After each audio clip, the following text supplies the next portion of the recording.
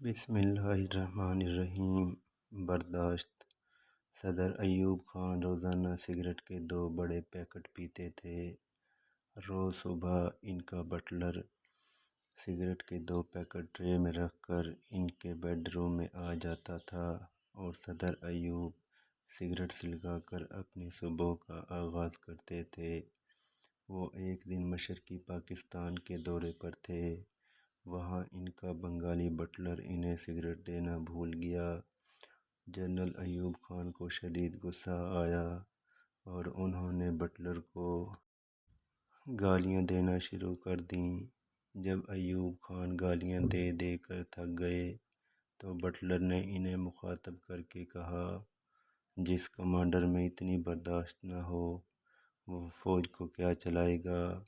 مجھے پاکستانی فوج اور اس ملک کا مستقبل خراب دکھائی دے رہا ہے۔ بٹلر کی بات ایوب خان کے دل پر لگی۔ انہوں نے اسی وقت سگریٹ ترک کر دیا اور پھر باقی زندگی سگریٹ کو ہاتھ نہ لگایا۔ آپ نے رستم زمان گاما پہلوان کا نام سنا ہوگا۔ ہندوستان نے آج تک اس جیسا دوسرا پہلوان پیدا نہیں کیا۔ ایک بار ایک کمزور سے دکاندار نے گاما پہلوان کے سر میں وزن کرنے والا باٹ مار دیا۔ گامے کے سر سے خون کے فوارے پھوٹ پڑے۔ گامے نے سر پر مفلر لپیٹا اور چپ چاپ گھر لوٹ گیا۔ لوگوں نے کہا، پہلوان صاحب، آپ سے اتنی کمزوری کی توقع نہ تھی۔ آپ دکاندار کو ایک تھپڑ مار دیتے تو اس کی جان نکل جاتی۔ گامے نے جواب دیا، مجھے میری طاقت نے پہلوان نہیں بنایا، میری برداشت نے پہلوان بنایا ہے، اور میں اس وقت تک رستم زمان رہوں گا جب تک میری قوت برداشت میرا ساتھ دے گی۔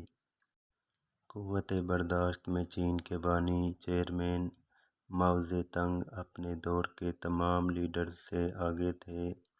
وہ 75 سال کی عمر میں سردیوں کی رات میں دریائے شنگھائی میں سوئمنگ کرتے تھے اور اس وقت پانی کا درجہ حرارت -10 ہوتا تھا۔ ماؤ زے انگریزی زبان کے ماہر تھے، لیکن انہوں نے پوری زندگی انگریزی کا ایک لفظ نہیں بولا۔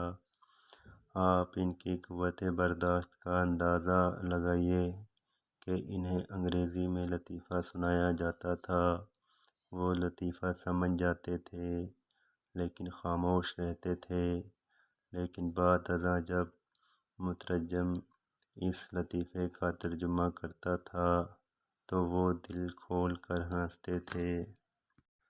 قوت برداشت کا ایک واقعہ ہندوستان کے پہلے مغل بادشاہ ظہیر الدین بابر بھی سنایا کرتے تھے۔ وہ کہتے تھے انہوں نے زندگی میں صرف 2.5 کامیابیاں حاصل کی ہیں۔ ان کی پہلی کامیابی ایک اژدہے کے ساتھ لڑائی تھی۔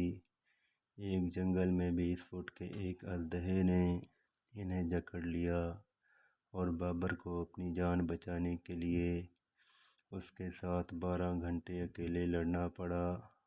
ان کی دوسری کامیابی خارش تھی۔ انہیں ایک بار خارش کا مرض لاحق ہو گیا۔ خارش اس قدر شدید تھی کہ وہ جسم پر کوئی کپڑا نہیں پہن سکتے تھے۔ بابر کی اس بیماری کی خبر پھیلی تو ان کا دشمن شبانی خان ان کی عیادت کے لیے آ گیا۔ یہ بابر کے لیے ڈوب مرنے کا مقام تھا کہ وہ بیماری کی حالت میں اپنے دشمن کے سامنے جائے۔ بابر نے فوراً پورا شاہی لباس پہنا اور بن ٹھن کر شبانی خان کے سامنے بیٹھ گیا۔ وہ آدھا دن شبانی خان کے سامنے بیٹھے رہے۔ پورے جسم پر شدید خارش ہوئی لیکن بابر نے خارش نہیں کی۔ بابر ان دونوں واقعات کو اپنی 2 بڑی کامیابیاں قرار دیتا تھا اور آدھی دنیا کی فتح کو اپنی آدھی کامیابی کہتا تھا۔ دنیا میں لیڈرز ہوں، سیاستدان ہوں، حکمران ہوں، چیف ایگزیکٹو ہوں یا عام انسان ہو، ان کا اصل حسن ان کی قوت برداشت ہوتی ہے۔ دنیا میں کوئی شارٹ ٹیمپرڈ، کوئی غصیلا اور کوئی جلد باز شخص ترقی نہیں کر سکتا۔